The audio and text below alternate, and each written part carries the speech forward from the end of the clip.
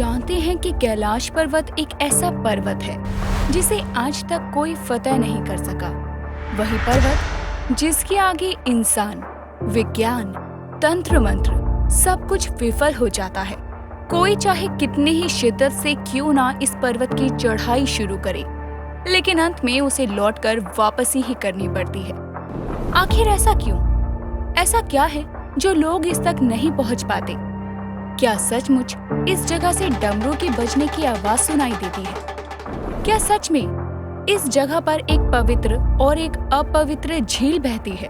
कैलाश पर्वत दुनिया का सबसे ऊंचा पर्वत तो नहीं है, फिर क्यों लोग इस तक पहुंच पाने में नाकामयाब रहते हैं? सवाल कई है और रहस्य भी कई है। इसीलिए आज का ये वीडियो है बेहद खास। कैलाश मानसरोवर से जुड़े हर रहस्य को आपके सामने खोलेंगे आज हम अपनी इस वीडियो के जरिए।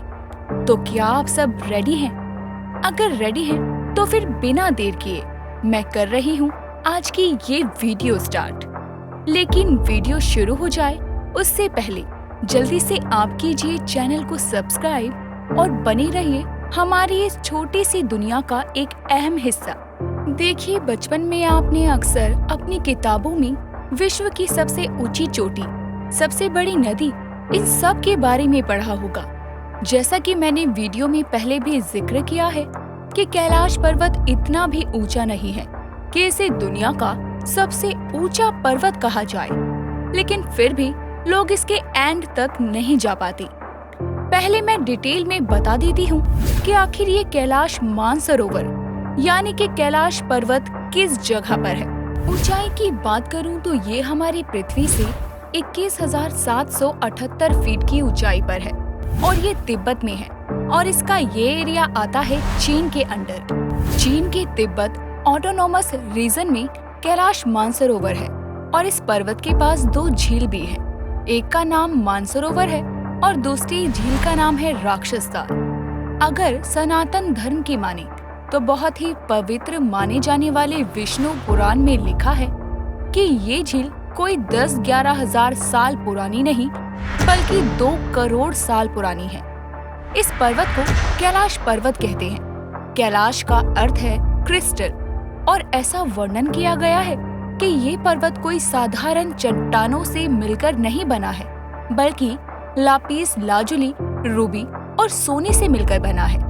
ये एक तरह के क्रिस्टल होते हैं और इन्हीं सब से मिलकर बना है कैलाश मानसरोवर यानी कि कैलाश पर्वत।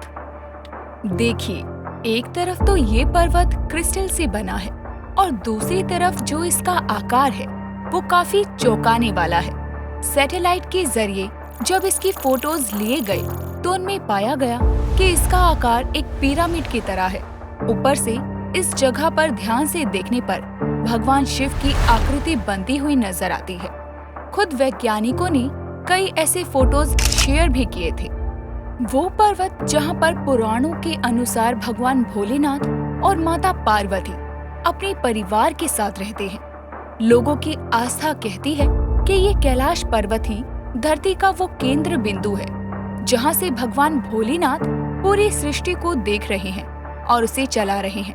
विज्ञान भी अपनी तरफ से इस बात को साबित कर चुका है कि हाँ, वाकई ये जगह इस धरती का केंद्र बिंदु है, यानी कि वो पॉइंट जिसे आप किसी चीज का बीज कह सकते हैं, एकदम मिडल में। थोड़ा और क्लियर तरीके से समझाने के लिए आपको बता दें कि ये जो जगह है ना, यहाँ से नॉर्थ पोल की दूरी 6,666 किलोमीटर है, जबकि अगर मैं साउथ पोल की बात करूँ तो इस जगह से साउथ पोल 13,332 किलोमीटर की दूरी पर मौजूद है। यानी कि नॉर्थ पोल के डिस्टेंस का अगर हम 2 गुना कर दें तो ठीक साउथ पोल तक आ जाएंगे। और इसी वजह से जो वैज्ञानिक हैं वो इसे धरती का केंद्र कहते हैं। इसी पॉइंट को एक्सिस मुंडी भी कहा जाता है। रावण जिसमें कितना बल था ये तो सभी को मालूम है। उसने जब नादानी में कैलाश पर्वत को उठाने की नाकामयाब कोशिश की थी तो वो इस जगह को हिला तक नहीं पाया था। और आपको बता दूं कि उसका हाथ इस पर्वत के नीचे आ गया था। सोचिए ये पर्वत कितनी शक्ति लिए खड़ा है। और ये जो रावण है ना, इसका काफी बड़ा कनेक्शन है इस जगह से। पूछो कैसे? ऐसा बताया जाता है कि जब रावण को समझ आया कि आखिर भगवान शिव में कितना बल है और आखिर वो कौन है, तब उसने भगवान शिव को प्रसन्न करने के लिए तपस्या की। और फिर जब रावण हार मान गया तो उसने अपने 10 सिरों को एक एक करके काटना शुरू कर दिया और भगवान शिव को भेंट करना शुरू कर दिया। रावण अपने 9 सरों को काट चुका था और जब सिर्फ एक शीश शेष था, तब भगवान भोलेनाथ प्रकट हुए थे और उसकी तपस्या का उसे फल दिया था। अब आप कहोगे कि इस बात का पर्वत से क्या कनेक्शन है? कनेक्शन है, जब रावण ने अपने सरों को काटा तो उनसे जो खून निकला था वो पर्वत के पास मौजूद एक झील राक्षस ताल में जाकर मिल गया और जिसकी वजह से रावण की सारी बुरी ऊर्जा यानी कि एनर्जी झील के पानी में मिल गई और पानी को इतना ज्यादा खारा कर दिया कि इसे पीने की गलती करना मानो मौत को दावत देना। इस झील के पानी को अगर आप छू भी लेंगे तो आपको ना जाने कौन कौन सी बीमारियां होने लगेंगी। लेकिन जो दूसरी झील इस पर्वत के पास है उसका नाम है मानसरोवर और उसे बेहद पवित्र झील माना जाता है। उसका पानी एकदम शुद्ध और पवित्र है जिसे पीने मात्र से ही लोगों के पाप दूर हो जाते हैं और विज्ञान भी इस बात की पुष्टि कर चुका है कि मानसरोवर झील का पानी पीने लायक है, जबकि इतनी ऊंचाई पर होने की वजह से पानी का इतना साफ शुद्ध होना किसी चमत्कार से कम नहीं है। मानसरोवर झील के पानी को वैज्ञानिक हरी झंडी दे चुके हैं, जबकि राक्षसताल झील के पानी को लाल झंडी। ऐसा इसीलिए कि विज्ञान के मुताबिक इस झील में ऐसे एलिमेंट ज्यादा हैं, जिसकी वजह से इसका पानी खारा है और खारा पानी हमारे शरीर के लिए बहुत नुकसानदायक होता है। इसी वजह से लोगों ने अगर कभी कोशिश भी की इस पानी को पीने की तो उन्हें अलग अलग टाइप की बीमारियां हुई। वैसे आपको ये मजेदार बात बता दूं कि दोनों झीलों के बीच की दूरी कुल 3.7 किलोमीटर ही है और इतना पास होने और इतना ज्यादा डिफरेंस होना किसी चमत्कारिक रूप से कम नहीं है। इसी बात का किसी के पास कोई जवाब नहीं है और यहीं आकर विज्ञान और वैज्ञानिक दोनों फेल हो जाते हैं। इस कैलाश मानसरोवर के रहस्य की तो सिर्फ ये शुरुआत है, क्योंकि मेन सवाल तो ये आता है कि आखिर क्यों लोग इस जगह पर आकर रास्ता भटक जाते हैं, क्यों इस तक पहुंच नहीं पाते हैं। देखो, पहले ये क्लियर कर दूं कि इस पर्वत पर आम आदमी कभी नहीं चढ़ पाए, लेकिन हाँ, हमारा जो इतिहास है ना वो ये बताता है कि अभी तक ऐसे 2 महान मनुष्य रहे हैं जिन्होंने इस पर फतेह हासिल की है। एक तो थे धर्म की राह पर चलने वाले युधिष्ठिर और दूसरे हुए बौद्ध भिक्षु योगी मिलारेपा। डिटेल में समझाने के लिए आपको बता देती हूँ कि जो मिलारेपा थे वो एक सिद्ध योगी थे जिन्होंने तपस्या करके ज्ञान को प्राप्त किया था। धर्म पर चलने वाले सच्चे व्यक्ति थे वो। योगी मिलारेपा के साथ एक और आध्यात्मिक भिक्षु ने भी चढ़ाई शुरू की, लेकिन ऊपर तक पहुंचने के बाद वो सूरज की तीव्र किरणों को सहन नहीं कर पाया और फिर इसीलिए मिलारेपा जी ने अकेले ही पर्वत की चढ़ाई की और इसे पूरा किया। और दूसरी तरफ जैसा कि हम सब जानते ही हैं कि युधिष्ठिर और पांडु पुत्रों को महाभारत के युद्ध में भगवान श्री कृष्ण की कृपा और सहायता से विजय प्राप्त हुई थी, लेकिन मन अशांत रहता था और फिर राजा परीक्षित को राजभार सौंपकर 5 पांडु पुत्रों ने द्रौपदी के साथ मिलकर स्वर्ग की यात्रा का फैसला किया था। कैलाश पर्वत को एक सच्चा मनुष्य ही पार कर सकता था और इसी वजह से यात्रा के बीच में ही 4 पांडु पुत्र और द्रौपदी मौत के हवाले हो गए थे। अंत में युधिष्ठिर इस पर्वत पर फतेह हासिल कर गए थे और स्वर्ग में उनका साथ निभाने के लिए उनके पीछे यम थे।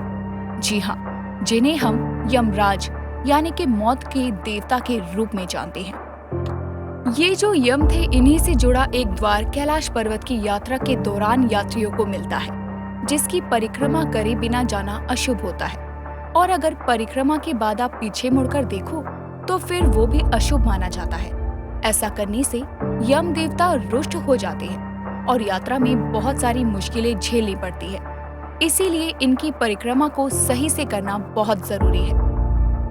कैलाश पर्वत की जो यात्रा है वो चोटी तक नहीं पहुंचाती, लेकिन आपको कैलाश मानसरोवर का अनुभव देती है। इसका डिस्टेंस है 55 किलोमीटर, जिसे 2 से 3 दिन के अंदर पूरा किया जाता है।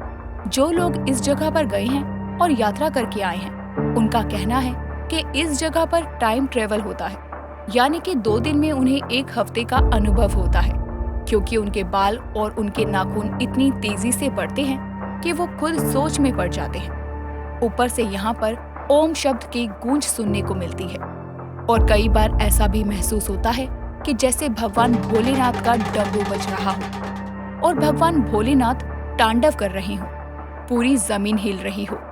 लोगों ने अपने अनुभव में ये भी कहा है कि अगर उन्होंने चोटी तक जाने की कोशिश की तो अक्सर वो रास्ता भटक जाते हैं या फिर उनके शरीर की हालत इतनी खराब हो जाती है कि उन्हें वापस लौटने के अलावा कोई दूसरा रास्ता नजर नहीं आता। वैसे ये यात्रा हर किसी को करने की परमिशन भी नहीं है। इसके लिए आपको एक प्रॉपर फॉर्म भरना होता है, अपनी हेल्थ की पूरी डिटेल देनी होती है। अगर आपको कोई एलर्जी है तो आप यहाँ नहीं जा सकते, या आपका BMI 27 है या उससे नीचे है तो ही आप यहाँ जा सकते हैं। आस्था से भरे लोग इस जगह को भगवान शिव का घर कहते हैं और उन्हें यहाँ आकर जो कुछ भी महसूस होता है उसे वो भगवान भोलेनाथ से ही जोड़ते हैं। जबकि विज्ञान इस जगह के रहस्य से हैरान तो है, लेकिन तर्क देने से कभी पीछे नहीं है। विज्ञान का यही कहना है कि इस जगह पर जो मौसम और वातावरण है उसमें एक जीव या मनुष्य फिट नहीं हो सकता। ऑक्सीजन लेवल बहुत ही कम रहता है, मौसम बहुत अजीब रहता है, कभी ठंडा, कभी तूफान, कभी बर्फ। ऊपर से जब आप हाइट पर चढ़ते हो तो आपको और भी कई चीजें आपकी बॉडी में फील होने लगती है। इसी वजह से एंड तक जाते जाते या तो ऑक्सीजन कम होने से लोगों का दिमाग ठीक से काम करना बंद कर देता है, या फिर जो शरीर है उसमें ऐसी प्रॉब्लम होने लगती है कि पैर चाहकर भी आगे की तरफ बढ़ते नहीं है और व्यक्ति वापस लौट जाता है। अब ये भक्तों के लिए भगवान शिव की शक्ति का प्रतीक है और विज्ञान के लिए साइंटिफिक रीजन। वजह चाहे जो भी हो, सच्चाई यही है कि ये जगह एक बहुत बड़ी मिस्ट्री है जिसे समझ पाना किसी के भी बस के परे है। वैसे आपको क्या लगता है, क्या वाकई आज भी भगवान भोलेनाथ इस जगह पर विराजमान है, या फिर वाकई सिर्फ एल्टीट्यूड और खराब वेदर के चलते इस जगह के एंड तक जा पाना नामुमकिन है? सोचना नहीं है, कमेंट में लिखकर बताना है। और हाँ, अगर वीडियो पसंद आई हो तो इसे लाइक करिए, चैनल को सब्सक्राइब करें और हमारे चैनल का हिस्सा बने, जिससे कि आने वाली वीडियोस की नोटिफिकेशन आप तक सबसे पहले पहुंचे। Thanks for watching.